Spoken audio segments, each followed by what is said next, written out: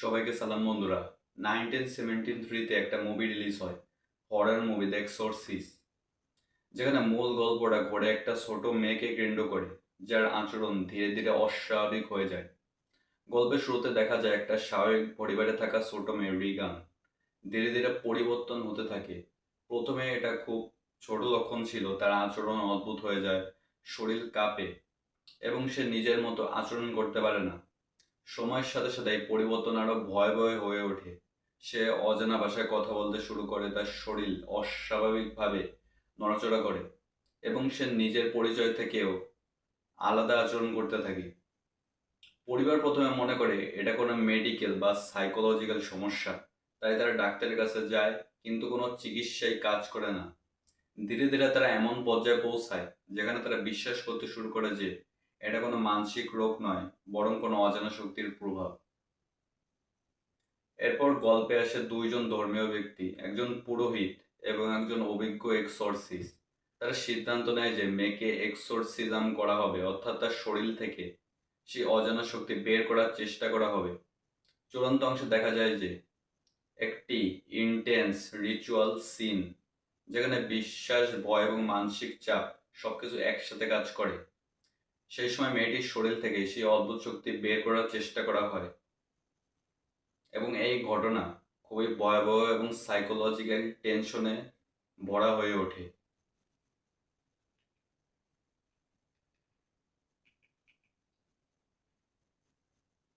ধরুন কেউ আপনাকে বলল আপনার উপর কিছু করা হয়েছে। প্রথমে হয়তো আপনি হাসবেন, কিন্তু তারপর যদি শরীর খারাপ হতে শুরু করে, ঘুম না আসে, মাথা ব্যথা করে, বুক ধড়ফড় করে, তখনও কি বলবেন এসব কিছুই না? এখানে ব্ল্যাক ম্যাজিকের সবচেয়ে বিপজ্জনক দিকটা লুকিয়ে আছে।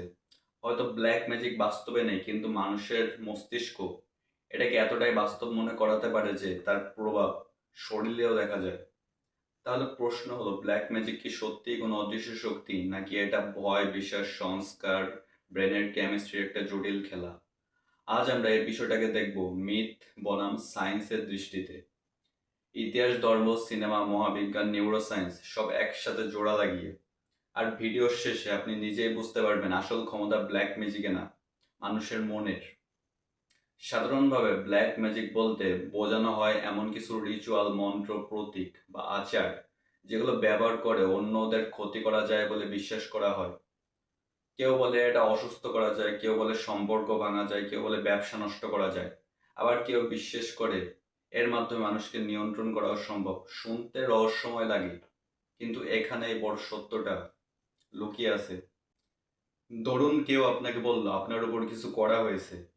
প্রথমে হয়তো আপনি হাসবেন, কিন্তু তারপর যদি শরীর খারাপ হতে শুরু করে, ঘুম না আসে, মাথা ব্যথা করে, বুক ধড়ফড় করে, তখনও কি বলবেন এসব কিছুই না? এখানে ব্ল্যাক ম্যাজিকের সবচেয়ে বিপজ্জনক দিকটা লুকিয়ে আছে। হয়তো ব্ল্যাক ম্যাজিক বাস্তবে নেই, কিন্তু মানুষের মস্তিষ্ক এটাকে এতটাই বাস্তব মনে করাতে পারে যে তার প্রভাব শরীরেও দেখা দেয়। তাহলে প্রশ্ন হলো, ব্ল্যাক ম্যাজিক কি সত্যিই কোনো অদৃশ্য শক্তি, নাকি এটা ভয়, বিশ্বাস, সংস্কার আর ব্রেনের কেমিস্ট্রির একটা জটিল খেলা? আজ আমরা এই বিষয়টাকে দেখব মিথ বনাম সায়েন্সের দৃষ্টিতে। ইতিহাস, ধর্ম, বিজ্ঞান, মনোবিজ্ঞান সব একসাথে জোড়া লাগিয়ে। আর ভিডিওর শেষে আপনি নিজেই বুঝতে পারবেন আসল ক্ষমতা ব্ল্যাক ম্যাজিকে নয়, মানুষের মনের। সাধারণভাবে ব্ল্যাক ম্যাজিক বলতে বোঝানো হয় এমন কিছু রিচুয়াল, মন্ত্র বা প্রতীক বা আচার যা ব্যবহার করে অন্য কারোর ক্ষতি করা যায় বলে বিশ্বাস করা হয়। কেউ বলে এতে অসুস্থ করা যায়, কেউ বলে সম্পর্ক ভাঙা যায়, কেউ বলে ব্যবসা নষ্ট করা যায়, আবার কেউ বলে আবার কেউ বিশ্বাস করে এর মাধ্যমে নিয়ন্ত্রণও করা সম্ভব। শুনতে রহস্যময় লাগে, কিন্তু এখানেই প্রথম বড় সত্যটা হলো, এখন পর্যন্ত ব্ল্যাক ম্যাজিকের পক্ষে কোনো নির্ভরযোগ্য বৈজ্ঞানিক প্রমাণ পাওয়া যায়নি। অর্থাৎ এমন কোনো পরীক্ষাযোগ্য, পুনরাবৃত্তিযোগ্য প্রমাণ নেই যা দেখায় কোনো মন্ত্র বা রিচুয়াল দূর থেকে কারো উপর অতি প্রাকৃত ক্ষতি করতে পারে। তাহলে মানুষ এত বিশ্বাস করে কেন? কারণ ব্ল্যাক ম্যাজিক শুধু একটা ধারণা নয়, এটা তৈরি হয় বিশ্বাস, ভয়, সাংস্কৃতিক গল্প আর মানসিক প্রভাব, এই চারটার মিলনে। এবং মজার বিষয় হলো, অনেক সময় মানুষ ব্ল্যাক ম্যাজিকের কারণে না, ব্ল্যাক ম্যাজিক হয়েছে এই বিশ্বাসের কারণেই ভেঙে পড়ে। ব্ল্যাক ম্যাজিকের ধারণা আজকের না, হাজার হাজার বছর আগে থেকেই মানুষ অদৃশ্য শক্তির ব্যাপারে কৌতূহলী ছিল। প্রাচীন মিশর প্রাচীন মিশরে হেকা নামে একটি ধারণা ছিল। এটা ছিল এক ধরনের পবিত্র বাক্য বা ঐশ্বরিক শক্তি, যেটাকে সবসময় খারাপ হিসেবে দেখা হতো না, বরং অনেক ক্ষেত্রে এটা ছিল নিরপেক্ষ। মানে শক্তি আছে, কিন্তু কিভাবে ব্যবহার হচ্ছে সেটাই আসল বিষয়। মেসোপটেমিয়ায় মেসোপটেমিয়ায়ও অভিশাপ, মন্ত্র, স্পেল এসবের ধারণা ছিল। মানুষ তখন প্রকৃতিকে পুরোপুরি বুঝতো না। রোগ কেন হয়, মৃত্যু কেন হয়, দুর্ভাগ্য কেন ঘটে, এসবের ব্যাখ্যা খুঁজতে গিয়ে অনেক কিছুই অতি প্রাকৃতিক শক্তির সঙ্গে জুড়ে দেওয়া হতো। অর্থাৎ শুরুতে ম্যাজিক মানেই খারাপ ছিল না, এটা ছিল অজানাকে বোঝার একটা উপায়। কিন্তু পরে ইউরোপ, বিশেষ করে মধ্যযুগে, বিষয়টা বদলে দেয়। চার্চের প্রভাব বাড়ার সঙ্গে সঙ্গে কিছু ধরনের ম্যাজিককে ক্ষতিকর বা অশুভ বলা শুরু হয়। আর সেখান থেকেই ব্ল্যাক বা হোয়াইট ম্যাজিকের বিভাজন জনপ্রিয় হয়ে ওঠে। এখানে একটা বিষয় খুব গুরুত্বপূর্ণ। রং দিয়ে নৈতিকতা বোঝানো শুরু হয়। সাদা মানে ভালো, কালো মানে খারাপ। আর ব্ল্যাক ম্যাজিক নামটাই মানুষের মনে আগে থেকেই এক ধরনের ভয় তৈরি করে দেয়। ইতিহাসে বিভিন্ন ধরনের সমাজে বিভিন্ন ধরনের মানুষকেই এই ধরনের ক্ষমতার সঙ্গে যুক্ত করা হয়েছে। যেমন ইউজ, সর্সারার, শামান, অক্কাল্ট অক্কাল্ট প্র্যাকটিশনার। কিন্তু এদের সবাই একই ছিল না।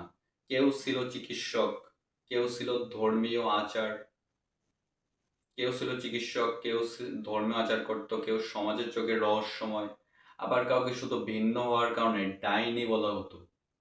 এখানে আরেকটা টুইস্ট আছে। অনেক সময় ব্ল্যাক ম্যাজিকের অভিযোগ আসলে ভয়, ক্ষমতা এবং সামাজিক নিয়ন্ত্রণের অস্ত্র হিসেবে ব্যবহার হয়েছে। বিশেষ করে নারীদের বিরুদ্ধে, গ্রামের প্রান্তিক মানুষের বিরুদ্ধে, অথবা যাদের আচরণ সমাজের স্বাভাবিক নিয়মের বাইরে ছিল তাদের বিরুদ্ধে। অর্থাৎ সবসময় ম্যাজিক ছিল না, অনেক সময় ছিল সমাজের তৈরি শত্রু। এবার আসি এমন এক জায়গায় যেখান থেকে আজকের অনেক বিশ্বাস আরো শক্তিশালী হয়েছে। Cinema. The Exorcist, The Conjuring, Hereditary, এ ধরনের সিনেমাগুলো আমাদের সামনে এমন এক জগৎ তৈরি করে যেখানে অভিশাপ, পজিশন, রিচুয়াল সবকিছুই অত্যন্ত বাস্তব মনে হয়। এখন প্রশ্ন হলো, সিনেমা তো সিনেমায়, তাহলে সমস্যা কোথায়? সমস্যা হলো মানব মস্তিষ্ক গল্পকে খুব গভীরভাবে গ্রহণ করে, বিশেষ করে যখন সেই গল্পে ভয়, ধর্ম, মৃত্যু, অদৃশ্য শক্তি এসব একসাথে থাকে। একবার যদি মনের ভেতরে এই ধারণা ঢুকে যায় যে এটা সম্ভব, তাহলে বাস্তব জীবনের ছোট ছোট ঘটনাও তখন সেই ফ্রেমে ব্যাখ্যা হতে শুরু করে। রাতে ঘুম ভাঙলো, মনে হলো কেউ পাশে আছে। হঠাৎ অসুস্থ লাগছে, ব্যবসায় ক্ষতি হলো, মস্তিষ্ক তখন বলে দেখেছো, নিশ্চয়ই কিছু আছে।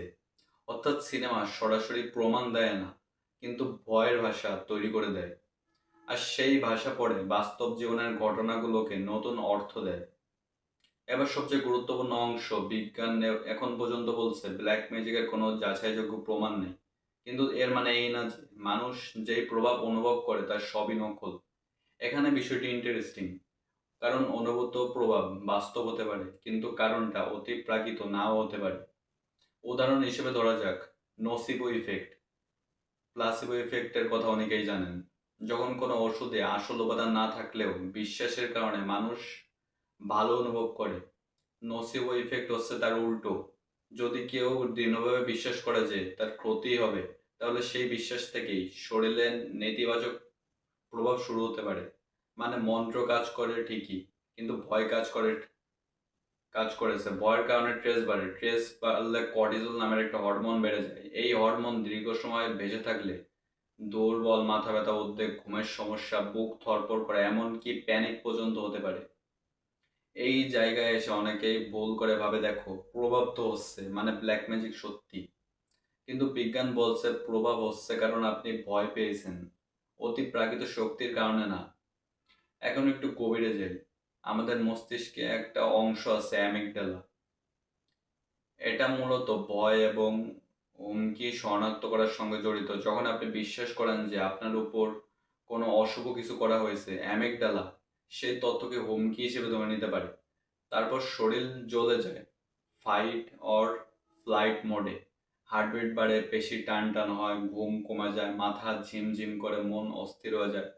অন্যদিকে প্রিফ্রন্টাল কর্টেক্স, যেটা যুক্তি বিশ্লেষণ আর সিদ্ধান্ত নেওয়ার সঙ্গে যুক্ত, বয়স সময় তার কার্যকারিতা কমে যেতে পারে। এর ফলাফল, আপনি তখন যুক্তির যে ভয়কে বেশি বিশ্বাস করতে থাকেন, কখনো কখনো চরম স্ট্রেস, স্লিপ ডিপ্রেশন বা মানসিক অস্থিরতা, ইলিউশন বা হ্যালুসিনেশন ও বাড়াতে পারে।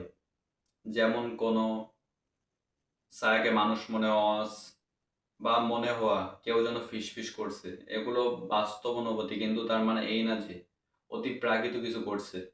অনেক সময় এগুলো ব্রেনের ভুল ব্যাখ্যা। এই বিষয় নিয়ে বেশ কয়েকজন গবেষক গুরুত্বপূর্ণ কাজ করেছেন। ওয়াল্টার ক্যানন 1942 সালে ভুডু ডেথ নিয়ে আলোচনা করেন। তিনি এমন কিছু ঘটনার কথা বলেন যেখানে মানুষ বিশ্বাস করত যে তাকে অভিশাপ দেওয়া হয়েছে, এবং সেই তীব্র ভয়, মানসিক ধাক্কায় ও শারীরিক ভেঙে পড়া শেষ পর্যন্ত মৃত্যুর দিকেও নিয়ে যেতে পারে। এখানে মৃত্যু শব্দটা শুনলে অনেকেই ভাবতে পারেন তাহলে তো অভিশাপ সত্যি, কিন্তু আসল ব্যাখ্যা ছিল অন্যরকম। ভয় এতটাই চরম ছিল যে শরীরের স্বাভাবিক ব্যবস্থাও ভেঙে পড়েছিল।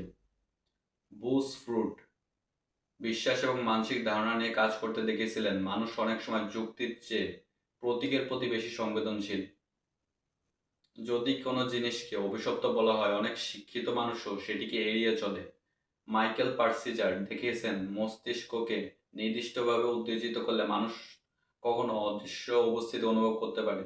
অর্থাৎ যা মানুষ অতিপ্রাকৃত করে তা কিছু ক্ষেত্রে স্নায়বিক অভিজ্ঞতা হতে পারে। কিছু সমাজে বিশ্বাস ছিল কাউকে যদি অভিশাপ দেওয়া হয় সে অসুস্থ হয়ে পড়বে, খাওয়া বন্ধ করে দেবে এবং মারা যেতে পারে। এখন প্রশ্ন হচ্ছে, এটা কি অভিশাপের শক্তি নাকি বিশ্বাসের শক্তি? বিজ্ঞানের ব্যাখ্যা হলো, যখন একজন মানুষ, তার পরিবার, তার সমাজ সবাই একসঙ্গে বিশ্বাস করে যে সে শেষ, তাহলে সে শেষ ব্যক্তি মারাত্মক মানসিক আঘাতে ভেঙে পড়তে পারে। সে খাওয়া বন্ধ করে দেয়, আশা হারায়, স্ট্রেস চরমে পৌঁছে যায়, শরীর দুর্বল হয়। অর্থাৎ ম্যাজিক না, ম্যাজিকের ভয়ই ধ্বংসের কারণ হতে পারে। এখানে একটা গভীর শিক্ষা আছে, মানুষ শুধু বিষে মরে না, কখনো কখনো বিশ্বাসেও ভেঙে পড়ে। অনেকেই বলে ব্ল্যাক ম্যাজিকের পর শরীর দুর্বল লাগে, মাথা ব্যথা হয়, বুক চাপ লাগে, ঘুম হয় না, অস্থির লাগে। এই লক্ষণগুলোকে হালকাভাবে নেওয়া ঠিক না, কিন্তু এগুলোকে সরাসরি অতি প্রাকৃত বলা খুব ভুল। কারণ একই লক্ষণ দেখা যায় স্ট্রেসে, অ্যাংজাইটিতে, প্যানিক অ্যাটাকে, স্লিপ ডিসঅর্ডারে, অতিরিক্ত চিন্তায়। অর্থাৎ লক্ষণ বাস্তব, কিন্তু ব্যাখ্যা দেওয়ার সময় ঠান্ডা মাথায় ভাবতে হবে। অনেক সময় ভুল জায়গায় সমাধান করছে, ডাক্তার দেখানোর বদলে যায় এক ভণ্ড তান্ত্রিকের কাছে। ফলাফল, রোগ বাড়ে, ভয় বাড়ে, টাকা যায়। ভারত ও আফ্রিকার বিভিন্ন অঞ্চল, হাইতি, এই ধরনের জায়গায় ব্ল্যাক ম্যাজিক বা অন্যান্য বিশ্বাস তুলনামূলকভাবে বেশি দেখা যায়, বিশেষ করে গ্রামীণ বা সুবিধাপ্রাপ্ত এলাকায়। তবে এটা ভুল করা যাবে না, এটা শুধু অশিক্ষিত মানুষের বিষয় এমন না। কারণ শিক্ষিত মানুষও এসব বিশ্বাস করে। কেন? কারণ মানুষের মস্তিষ্ক ডিগ্রি দিয়ে কাজ করে না, বয়, অভিজ্ঞতা, পরিবার, সংস্কৃতি এবং গল্প, এগুলো দিয়েও কাজ করে। এর সঙ্গে আছে কনফার্মেশন বায়াস, মানে আমরা যেটা আগে থেকেই বিশ্বাস করি তার পক্ষে প্রমাণ খুঁজে বেশি, বিপক্ষে প্রমাণ এড়িয়ে যায়। একবার যদি মনে হয় আমার উপর কিছু করা হয়েছে, তাহলে এরপর প্রতিটা খারাপ ঘটনায় সেই বিশ্বাসকে আরো শক্তিশালী করবে। ভাবুন তো, বিজ্ঞান এত এগিয়ে গেছে, তবুও ব্ল্যাক ম্যাজিকের গল্প আজও ভাইরাল হয় কেন? কারণ সোশ্যাল মিডিয়া এই বিষয়টাকে আরো বাড়িয়ে দিয়েছে। একটা ভিডিও, একটা নাটকীয় অভিজ্ঞতা, একটা রিয়েল স্টোরি মুহূর্তে লাখো মানুষের সামনে পৌঁছে যায়। তারপর অ্যালগোরিদম কাজ করে এমন জিনিসে যেটা ভয়, সব রহস্য বা উত্তেজনা তৈরি করে। আর একটা বড় বিষয় হলো, মানুষের মস্তিষ্ক স্বাভাবিকভাবে প্যাটার্ন খোঁজে। দুইটা ঘটনা একসঙ্গে ঘটলো, আমরা ধরে নেই একটা অন্যটার কারণ। যেমন কারোর সঙ্গে ঝগড়া হলো, এরপর অসুস্থ হয়ে গেল, তখন মনে হলো ওই লোকটাই কিছু করেছে। কিন্তু বাস্তব অনেক কিছুই কাকতালীয় হতে পারে। তবুও ব্রেন বলে না, এর পিছনে নিশ্চয়ই কিছু লুকানো কারণ আছে, এবং এই লুকানো কারণ অনেক সময় ব্ল্যাক ম্যাজিকের নামেই দাঁড়ায়। তাহলে এই ভয়কে সবচেয়ে বেশি ব্যবহার করে কারা? ভণ্ড বাবা, তান্ত্রিক, অলৌকিক চিকিৎসক, প্রতারকেরা। কারণ প্রথমে সমস্যা শনাক্ত করে না, ভয় তৈরি করে। বলবে আপনার ক্ষতি করা হয়েছে, আপনার পরিবার বিপদে, আপনার ব্যবসা বন্ধ হয়ে যাবে, আপনার মৃত্যু পর্যন্ত হতে পারে। তারপর সমাধানের নামে টাকা নেবে, বারবার নেবে। আর আপনি আর আপনি যত ভয় পাবেন, তাদের উপর তত নির্ভরশীল হয়ে পড়বেন। এটা শুধু প্রতারকও না, অনেক সময় এটা মানসিক নির্যাতনও। তাই এই জায়গায় খুব পরিষ্কারভাবে বলা দরকার, যে ব্যক্তি প্রমাণ ছাড়া আপনার উপর অতি প্রাকৃত ভয় ঢুকে টাকা নিতে চায়, সে আপনার উপকার করতেছে না। ব্ল্যাক ম্যাজিককে যদি বিশ্লেষণ করি, তাহলে এর ভেতরে মূলত তিনটা জিনিস পাই: এক, বিশ্বাস; দুই, ভয়; তিন, ব্রেনের কেমিস্ট্রি। এর সঙ্গে সাংস্কৃতিক কন্ডিশনিং, কনফার্মেশন বায়াস, ট্রেস, সামাজিক গল্প এবং কখনো প্রতারণা। তাহলে কি ব্ল্যাক ম্যাজিক পুরোপুরি কিছুই না? অতি প্রাকৃত দাবি হিসেবে বিজ্ঞানের কাছে এর প্রমাণ নেই, কিন্তু মানুষের জীবনের প্রভাব ভুল বিশ্বাসের মাধ্যমে খুবই বাস্তব হতে পারে।